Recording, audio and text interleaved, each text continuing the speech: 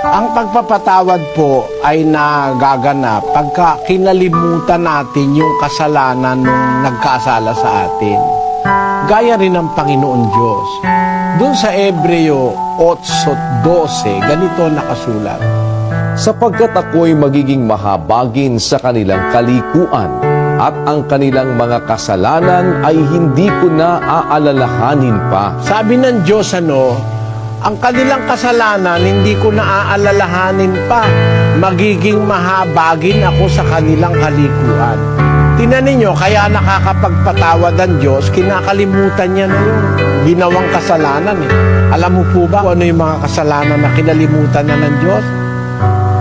Yung kasalanan na ginawa ng mga Hudyo, pinatay nila mismo yung kanyang anak. Pinatawad ng ama yun nung magsisi yung mga pumatay sa kanyang anak na mga Hudyo. Nagsisi yun 2:36 ng gawa. Pakatalastasin nga ng buong angkan ni Israel na ginawa ng Diyos na Panginoon at Kristo itong si Jesus na inyong ipinako sa krus. Nang marinig nga nila ito, ay nangasaktan ang kanilang puso at sinabi kay Pedro at sa ibang mga apostol, "Mga kapatid, anong gagawin namin?" At sinabi sa kanila ni Pedro, "Mangagsisi kayo at mangagbautismo ang bawat isa sa inyo sa pangalan ni Jesucristo sa ikapagpapatawad ng inyong mga kasalanan at tatanggapin ninyo ang kaloob ng Espiritu Santo." Ang kausap diyan ni Pedro, yung mismong mga pumatay kay Kristo. Nasaktan sila nung sabihin ni Pedro, yung ginawa ng Diyos na Panginoon at Kristo, itong si Jesus, ipinako nyo sa krus. Ang kausap niya yung mga mismo nagpako. Nang marinig ang wika nila ito, nasaktan ang kanilang puso. At sabi nila kay Pedro, "Anong gagawin namin?" Sabi ni Pedro sa kanila, "Magsisi kayo, magbautismo kayo sa ikapagpapatawad ng inyong kasalanan." Ibig sabihin, mismong yung pumatay sa anak ng Diyos, napatawad ng Diyos yun. Nang sila'y magsisi, kinalimutan na ng Diyos yung kanilang kasalanan. Sabi nga ng Diyos, "Ako'y magiging mahabagin sa kanilang kalikuan at ang kanilang mga kasalanan ay hindi ko na aalalahanin pa."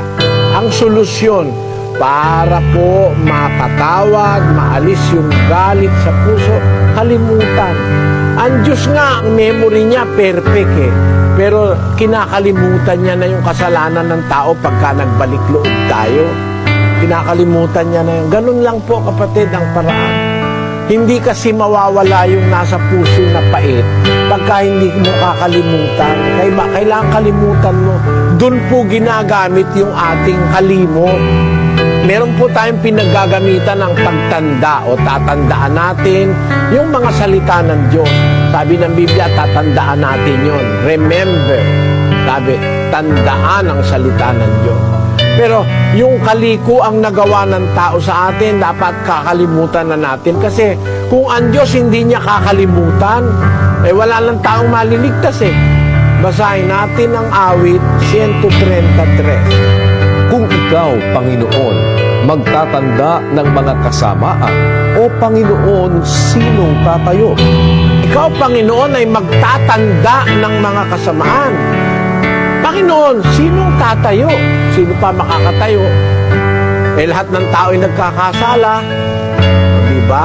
Kaya ang Panginoon, hindi niya na tinatandaan, kinakalimutan niya na yung kasalanan pagka nagsisi na at nagbalik loob na ang tao. Ngayon, ganun din po tayo sa 6:14 ng Mateo, ganito nakasulat.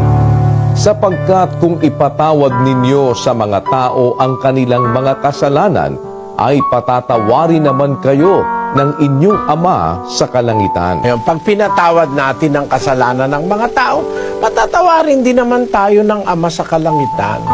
Ayun, yun ang pinaka-guide natin. Gusto natin, tayo naman ay mapatawad din ng Ama, magpatawad din naman tayo sa kapwa. At hindi po napakahirap noon, kapatid. Madali yun. Isipin mo, yung Diyos hindi nagkakasala yun, pero nagpapatawad.